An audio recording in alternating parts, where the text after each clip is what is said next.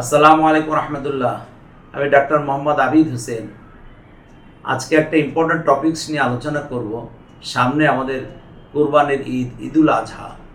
এই ঈদে আমরা কোরবানি করে থাকি, যেমন আনন্দ করি একই সাথে আমাদের কোরবানিও করা দরকার।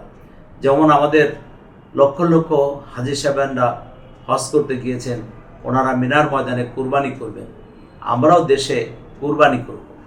এটা হজরত ইব্রাহিম আলাইহিস সালাম যে ইসমাইল আলাইহিস সালামকে কুরবানি করার জন্য উনি প্রস্তুতি নিয়েছিলেন এবং খোদা পাকের কাছে পরীক্ষায় অবতীর্ণ হয়েছিলেন এবং পরীক্ষা উনি উত্তীর্ণ হয়েছিলেন। আল্লাহ পাকের কাছে পরীক্ষায় কি পরীক্ষা হয়েছিল? ইব্রাহিম আলাইহিস সালামকে আল্লাহ পাক পরীক্ষা করেছিলেন। উনি হুকুম করেছিলেন যে তোমার সন্তান ইসমাইলকে জবাই করো।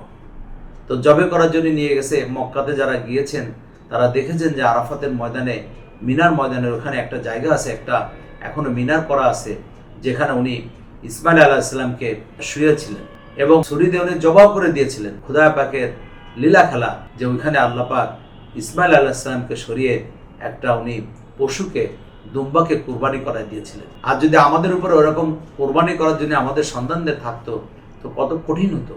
তো আল্লাহ পাক আমাদের জন্য আমাদের নবীর মাধ্যমে রহমাতুল্লিল আলামিন হযরত মুহাম্মদ সাল্লাল্লাহু আলাইহি ওয়াসাল্লামের মাধ্যমে আমাদের জন্য আল্লাহ পাক সহজ করে দিয়েছেন। আজকে আমরা পশু কুরবানি করব।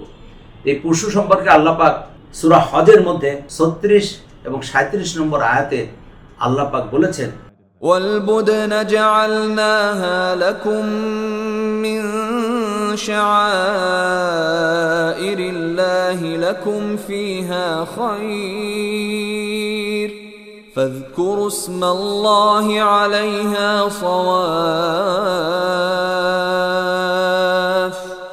فإذا وجبت جنوبها فكلوا منها وأطعموا القانع والمعتر كذلك سخرناها لكم لعلكم تشكرون।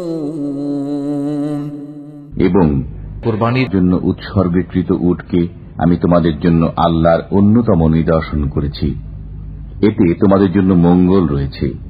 সুতরাং সারিবদ্ধভাবে বাঁধা অবস্থায় তাদের জবেহ করার সময় তোমরা আল্লাহর নাম উচ্চারণ করো। অতঃপর যখন তারা কাত হয়ে পড়ে যায় তখন তা থেকে তোমরা আহার করো, এবং আহার করাও যে কিছু যাঞ্চা করে না তাকে, এবং যে যাঞ্চা করে তাকে। এমনি ভাবে আমি এগুলোকে তোমাদের বশীভূত করে দিয়েছি যাতে তোমরা কৃতজ্ঞতা প্রকাশ করো। এই আয়াতের পরে আল্লাহ পাক পরবর্তী আয়াতে 37 নম্বর আয়াতে আল্লাহ পাক আবার আরো বলেছেন, আমাদেরকে কত সংশোধন করেছেন এবং আমাদের কাছ থেকে খোদা পাক কি চান আল্লাহ পাক এটা বলে দিয়েছেন। তো আমরা যখন কোরবানি করব, এই কোরবানির যে মূল কথা যে খোদা পাক আমাদের কাছ থেকে কি চান এটা যেন আমাদের মনের মধ্যে আসে। এখানে আল্লাহ পাক জানিয়ে দিয়েছেন, لن ينال الله لحومها ولا دماؤها ولكن يناله التقوى منكم كذلك سخرها لكم لتكبروا الله على ما هداكم وبشر المحسنين। এগুলোর গোশত ও রক্ত আল্লাহর কাছে পৌঁছে না, কিন্তু পৌঁছে তার কাছে তোমাদের মনের তাকওয়া। এমনি ভাবে তিনি এগুলোকে তোমাদের বশ করে দিয়েছেন যাতে তোমরা আল্লাহর মহত্ব ঘোষণা করো, এ কারণে যে তিনি তোমাদেরকে পথ প্রদর্শন করেছেন। সুতরাং সৎকর্মশীলদের সুসংবাদ শুনিয়ে দিন।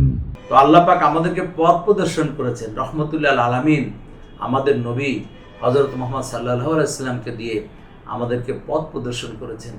আমরা তাকওয়া অর্জন করি। তাকওয়া অর্থাৎ খোদার ভয়, আল্লাহ পাকের ভয়ে ভীত হই, প্রকম্পিত হই। আমাদের মধ্যে এই তাকওয়া আসুক, সহিভাবে তাকওয়া আসুক।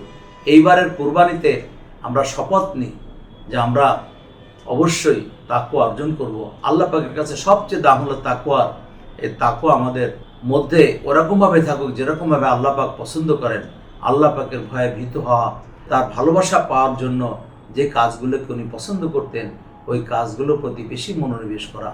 আল্লাহ আমাদেরকে সাহায্য করুন, আমরা তাকওয়া অর্জন করতে পারি। সবাইকে এবারের ঈদুল আজহার ঈদ মোবারক, ঈদ মোবারক, ঈদ মোবারক। আসসালামু আলাইকুম ওয়া রাহমাতুল্লাহি ওয়া বারাকাতুহু।